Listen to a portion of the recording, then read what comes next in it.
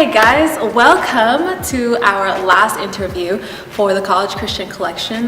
This will be our last formal interview for the 2017-2018 school year, and well, actually 2018 because we started this past spring. But yeah, so today we're going to be here with Lisa Muloma, and our topic today is going to be pursuit and authenticity. I think it's just so important that college students who are searching for their faith are authentic and reaching for a relationship with Jesus Christ, and not being complacent. Not saying that you think you know God or you think you know who Jesus is, but really pursuing Him and really seeking Him every day and in everything that you do. So Lisa here is going to introduce herself. Okay, hi y'all, I'm Lisa. I graduated from Vanderbilt in May of 2017 and I'm heading to law school in the fall. But I've just been in Nashville for the past year, so that's me. Yeah, and basically I just want to say that I did choose Lisa for this because she, instead of, she took a gap year after she graduated, and she has continued to pursue God in her gap year, and it wasn't something that she did casually. It's very intentional pursuit. So I feel like she will be someone who's going to really give insight into what that can look like for all of us. So yeah, my first question for you, can you please give a background on what it was like for you when you were on Vanderbilt's campus navigating your Christian faith in this space? It was interesting. I mean, so I grew up in a pretty charismatic church, and I was used to thinking about the Holy Spirit and thinking about things like revival. I had a worship night in my basement for about a year when I was a senior. Oh, wow. So we had like 50 people in my basement just worshiping God for hours. And so I was kind of used to kind of pursuing God in that way, and I didn't necessarily find that immediately on campus, especially in kind of majority white spaces where I wasn't really sure if I was seen. That combined with like being a freshman and feeling invisible anyway made it so I kind of I think my tendency was to just do it on my own. And so for the first year of college, I definitely was just like every day in the Word, but like on my own, and didn't really branch out. But it was a really tough season, in part because I was really shy, I was really insecure, I was wanting to be seen, it wasn't being given to me. And that mixed with a lot of just, coming into a deeper sense of racial awareness was also tough. But I honestly think that the Lord kind of used that year to just make sure that it was me and Him, and I knew where my happiness or my identity came from. And so there was just this kind of year of kind of sweet, kind of a little lonely, but really devotion to just me and Him. And so I built that up, and then later, so it made it so the rest of my college career was very different. I wasn't looking for people around me to kind of tell me who I was, and so I was able to just kind of do my thing, write, whatever. But I realized about the middle of sophomore year that I did want that community for myself. But I am very intentional with community. I really hate when things are fake, and so I decided to take it into my own hands. Me and my friend Lane started a Bible study called Delight for a couple of years, and it was really, really wonderful to just be able to create an atmosphere for authenticity, be able to explore what that looked like. And as well, I started going to a church called The Belonging my junior and senior year, and I was getting a lot of learning from there, and I brought friends with me, so it kind of became this thing where I created communities around myself that were nurturing, but they were often pretty small. It wasn't a very large one, but I did have my 2, 3, 4 close friends who I could talk to when it was time to process what the Lord is doing in our lives. Yeah, that's so important. That's such a good point that sometimes when you get onto a college campus, you're not quite sure if you fit into the big ministry groups that are on that campus, maybe because for whatever reason. So, if you're really trying to pursue your faith, what you can do is find those couple of friends who are around you and, talk to them about what God is doing in your life, and they will share as well and create that community, as Lisa was saying, like create that community around you. Yeah, valid, great point. All right, so like I said before, you graduated and you chose to go to ministry school. So kind of talk to us about that. Like, what inspired you to choose that over taking your gap year to do, like maybe get a job or an internship or even continue straight on to school? Okay, so many things. I mean, so I think the biggest thing is I wanted to learn to hear God's voice for myself on a consistent basis, because I don't want to go through my professional life without knowing where He's directing me. Right. And so for most of my life, I would hear God, but I like to refer to it as like almost bingo. Like every so often I'd be like, oh, that was God. But in the meantime, I was just kind of trying to like figure it out and try to do what I need to do. But but I wanted to get to the point where if I had a question, I could just turn to Him and be able to process that with Him. Mm-hmm. And so that was the biggest thing that I wanted out of ministry school. And I've been listening to this podcast by the pastors who ran that ministry school, and I've gone to that church a couple times. It's called Grace Center.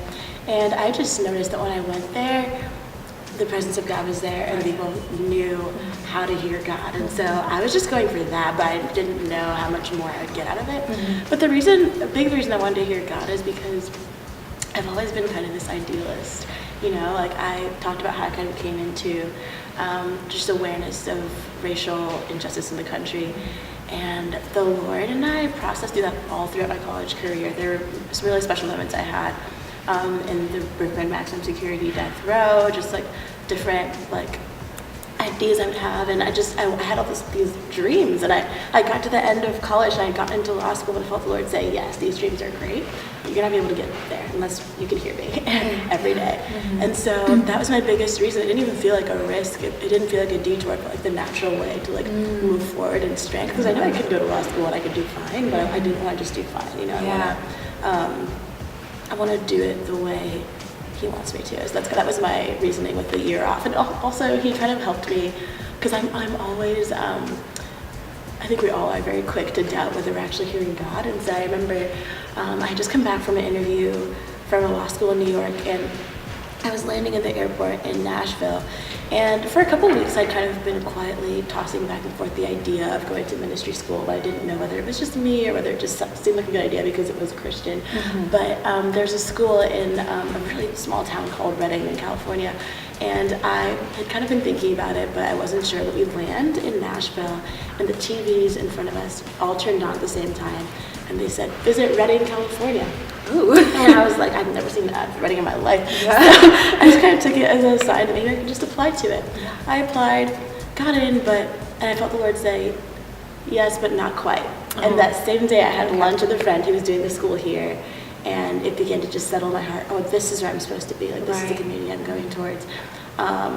And that was that. And then, that being said, the Lord continued to kind of make it clear to me that I was moving in the right direction, because I moved here to Nashville with no job, with no idea where I was going to stay. And I was sleeping on a friend's couch for 2 weeks, and bless her heart, her kitchen was being remodeled so I couldn't cook.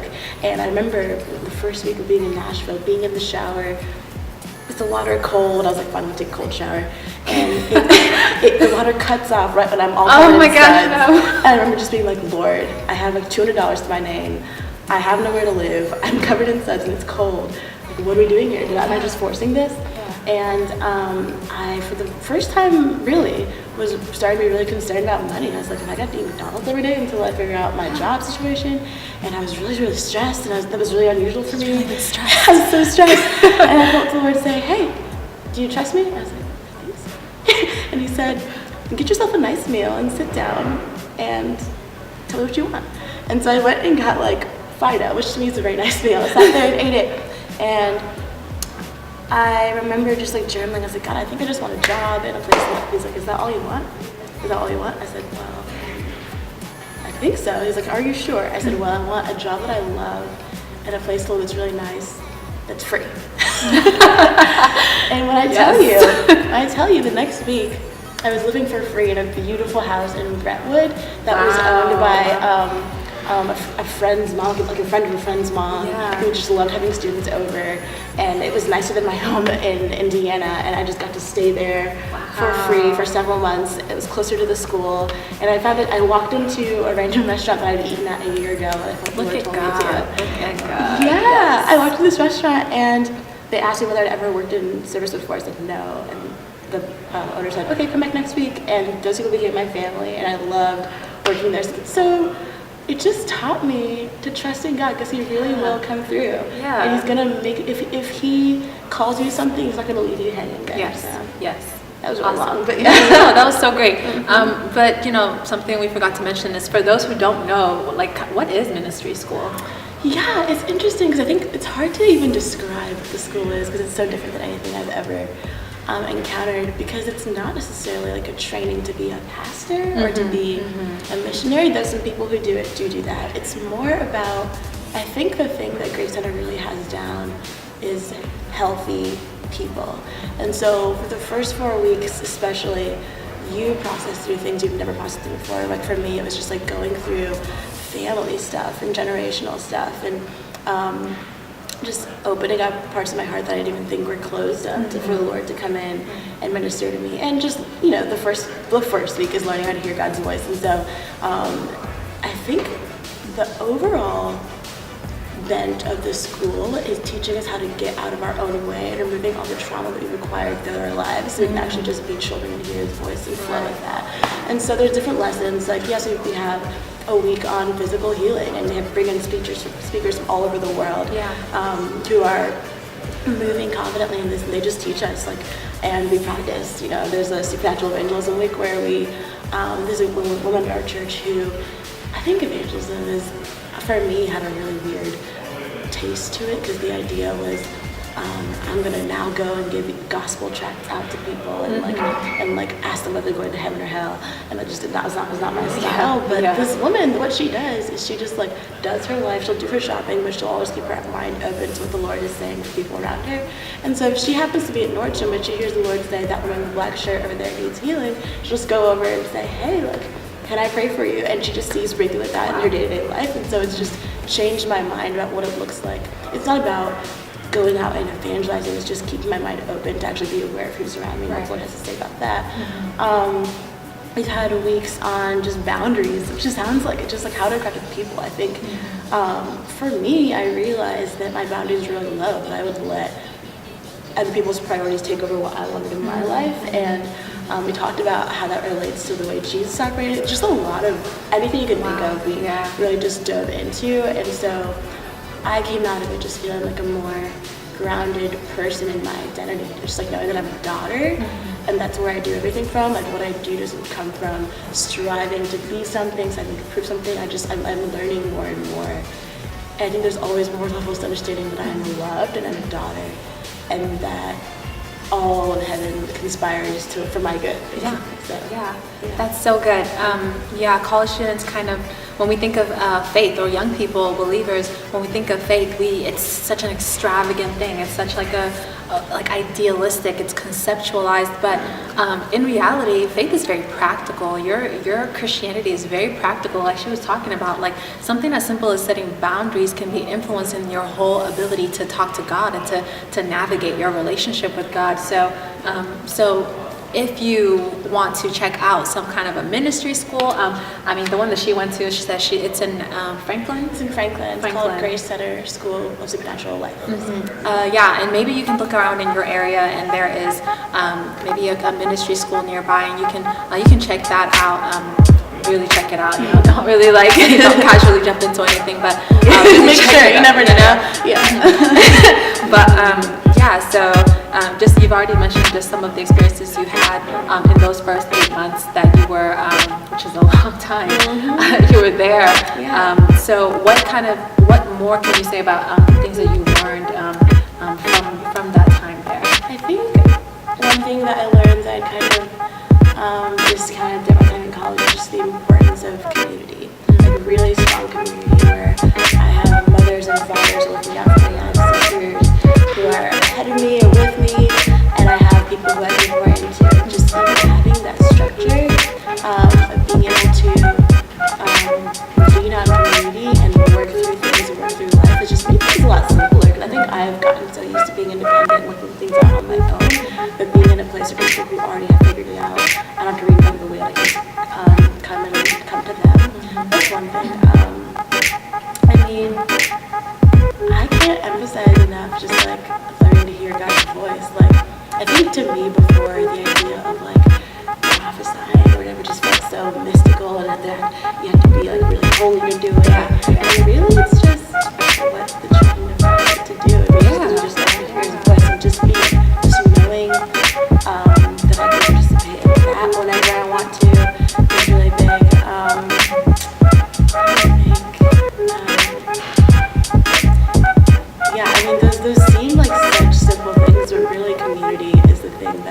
realizing that I want to keep around me all the time, and just really healthy community that isn't dependent on obligation, but people are there because they want to be. Yeah, I can't say like. And then, so you want me to kind of talk more about the different lessons we learned? Sure. Just a couple of like practical things that they taught you about hearing the voice of God. Okay, yeah, I mean, so there's like a 4-step process, and all we do is just quiet yourself down, because it talks a lot about like being still and letting God God's voice, the place of stillness. I think that's why we often can't hear God, because we're just like so busy. Oh yeah. So just like quiet yourself down, and then keep your eyes on Jesus, which really just means saying, hey, Jesus, what are you doing? What's going on? And then tune to continuity. I think sometimes we're going to just how our first thoughts, but like what I often do in my daily journaling is exactly so. I quiet myself down, fix my eyes on Jesus. I often just like to imagine Jesus sitting across me in the coffee shop. Hey, what's up? And then I choose that.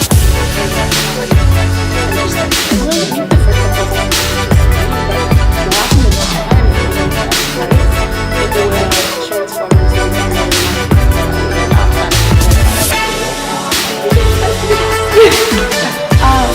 yeah, and so that's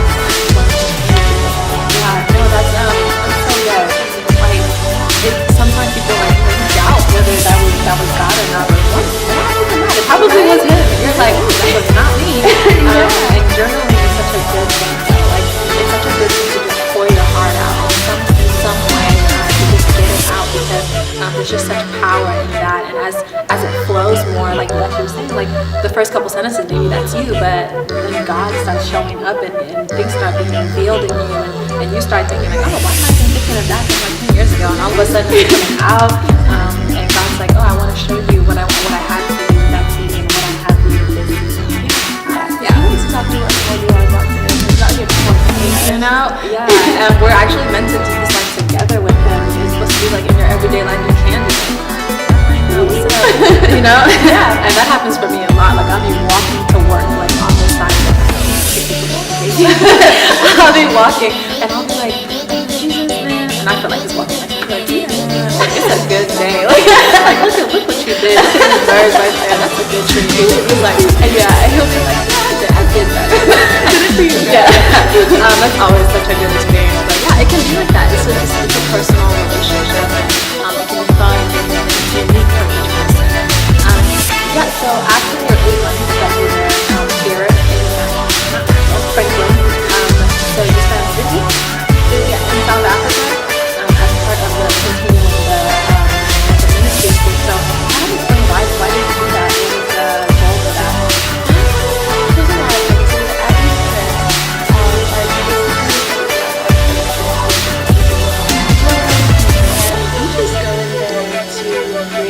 So the Abby's just the inner healing and like health stuff, as well as the prophetic, and just being able to teach that in the church and empower the juniors there and do whatever we can for them, as well as just any service they need us to do. We're happy to do it there. And so I think the reason they do it for the school is because it's a really concrete 3-week time to work out in real life what you've been learning at the school.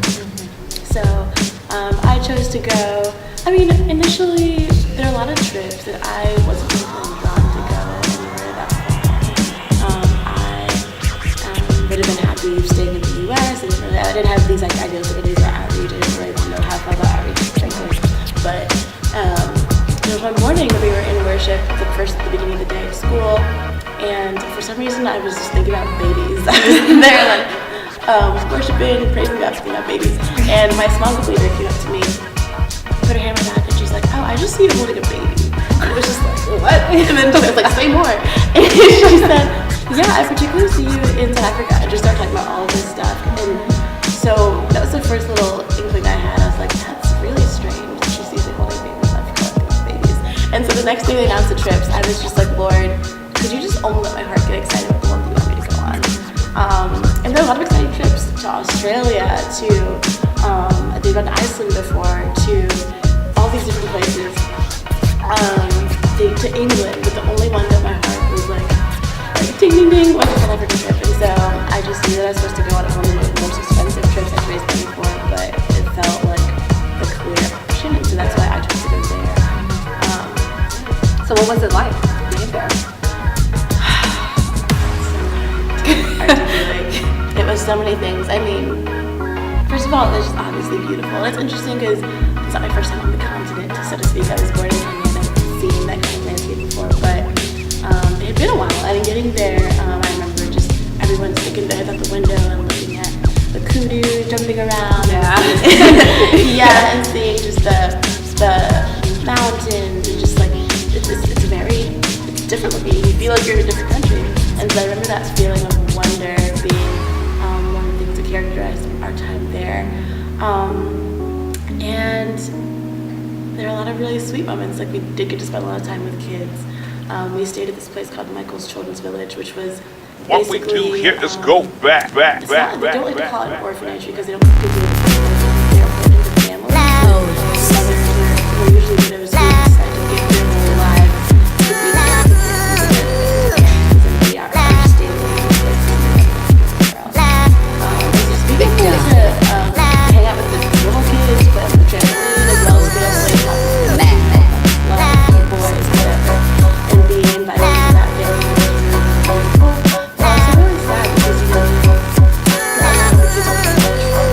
And all of the moms who are going through trauma, and just being able to see that.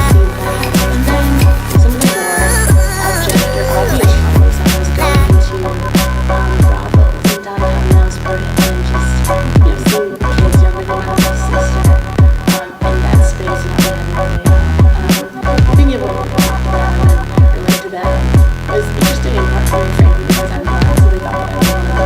They just like come out in and we chat and we could relate and we could like encourage them, but it was tough.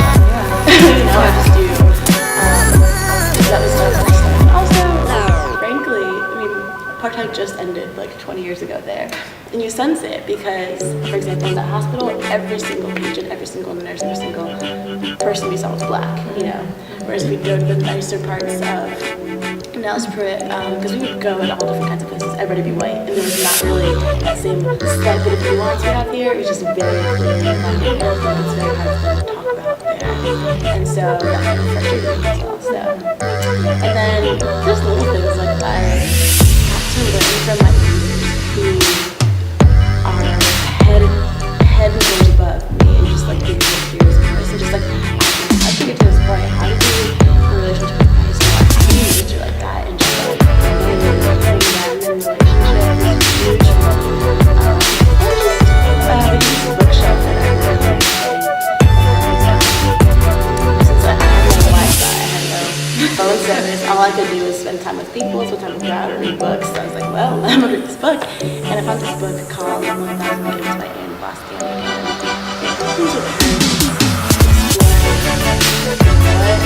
How is God good?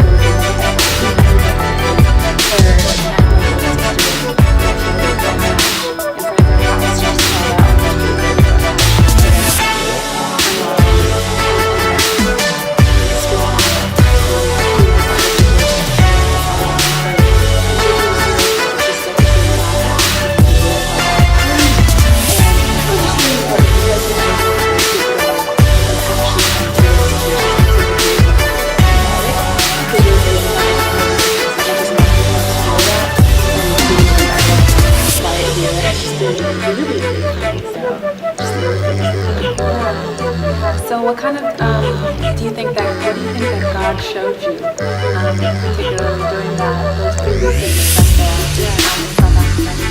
There's a lot of things. I mean, so as far as this goes, I saw a lot of things that I read about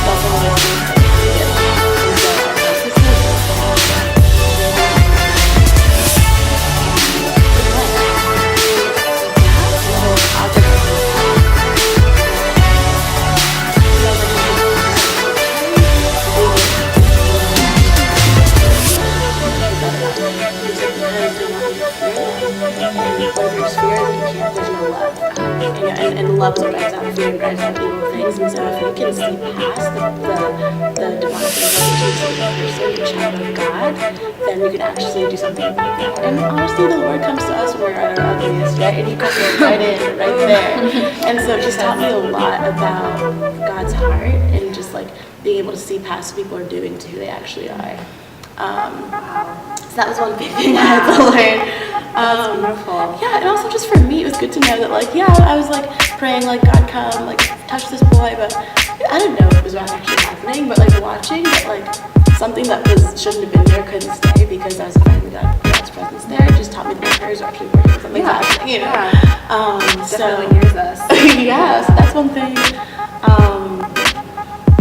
And just I told you, I mentioned the wonder a little bit before, how easy it was to be in wonder in that place, and the Lord kind of asked me gently, why is it so hard for you to be in wonder when you're not here, you know, and how we turn that on in another place, because really all wonder is acknowledging the different ways God loves us, right? So that's one thing. So yeah, just watching my group leaders move forward in this other story I'll tell you, just because it's so great. One of our teams went to this like moonshine bar in Goochwa that St. Thomas was telling me about, and there are 8 or 9 people who were sitting there like, drinking, and they all had pain in their bodies, and so our team was like, hey, like, I pray for you, and there's this man who had his back curved for like years. Our team prayed for him, and his back was straight, and then he freaked out so much that he like tried to offer them money, and like, no, like it's fine. And that just became normal. Like there's a lot of witch doctors who like gave their lives to Jesus. Just like so just knowing that all these things that I've learned about aren't just made up, they're real. That's something that's like marked in my heart for a really long time. Just because I've seen it, you know. So it's just Yeah, that's amazing. You know, we may struggle sometimes with kind of boxing our faith and thinking that you have to, the things that you're going to see have to happen in a different country maybe. But the reality is there are tons of people here who are hurting, and like you said, there's a woman who who's so faithful enough to walk in her gift of prophecy that even as she's at the store, she's open to hearing God's voice and seeing what God can do and move in other people's lives. And that's so important because we're called to do that. Like we are called to have so much authority and to walk in such a boldness that demons are afraid of you, and that they are submitted to your authority in the name of Jesus. So that's something important for us to think about as how can you be an influence in your circle? How can you be an influence to people around you as you're developing your faith? And you can walk in miracles every day. Like that's not a thing of the past. Like that's not a thing that you just see in the Bible, but you can truly walk in miracles every day.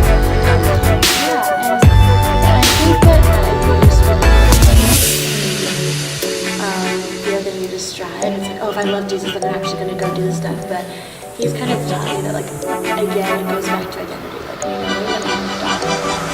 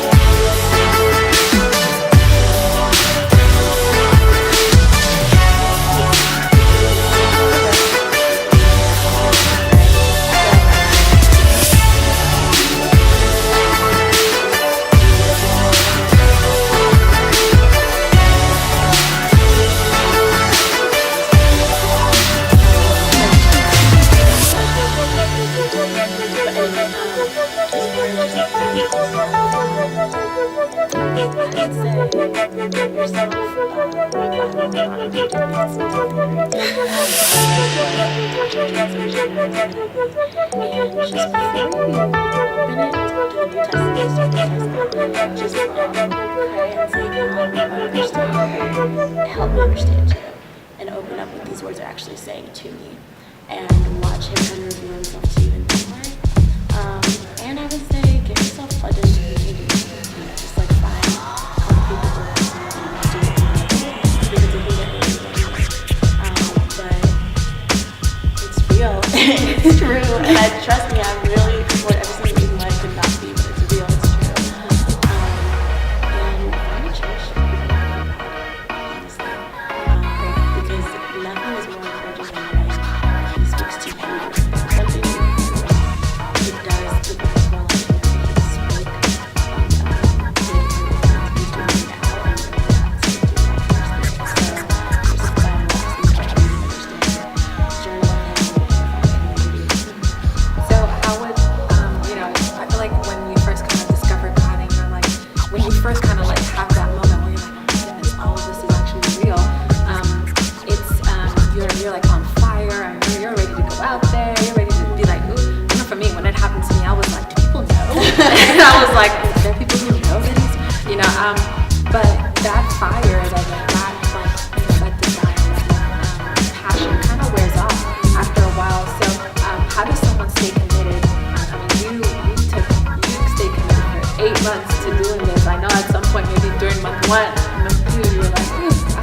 Yeah, so how does someone stay committed even in those times where like kind of the passion is kind of dwindled, the fun is not quite as Interesting because there's a couple of things. On one level, I feel like the way my pastor was trying to do it was if life is you and the Lord is hard, life is from there. If you're the best friend, you don't have to talk all the time, right? I kind of measure my friendship to the extent that if I can sit with you and be quiet, you have to keep on keeping the conversation going because we're nervous, then I know we're close. But if you're with a new friend and everyone's quiet, you kind of feel awkward to go, do they like me? Or they What we do here is go back. Say something, and you just as it is for you. You've been on this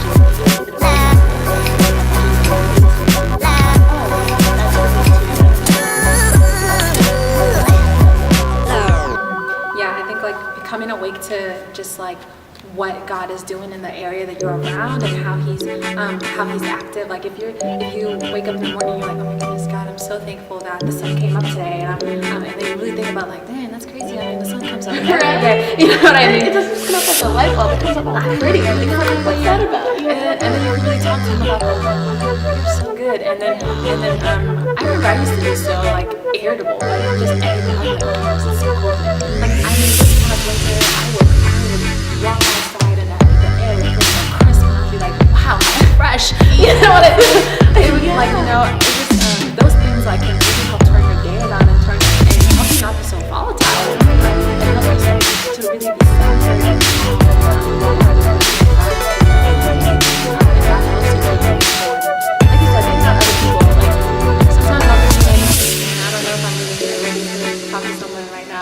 but then someone comes to me and they're on fire, and I'm like, ooh, okay, Give me some of that. you know, then you catch it too, and yeah, so.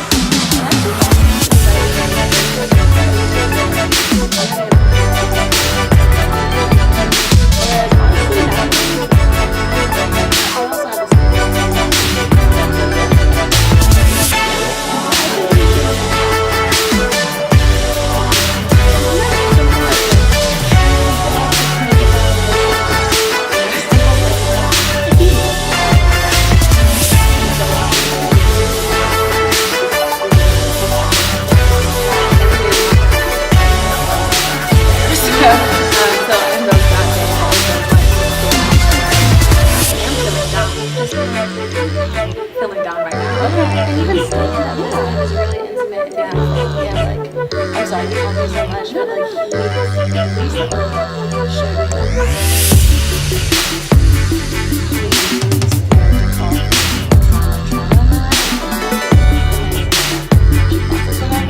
and so I really want to try to get back to that.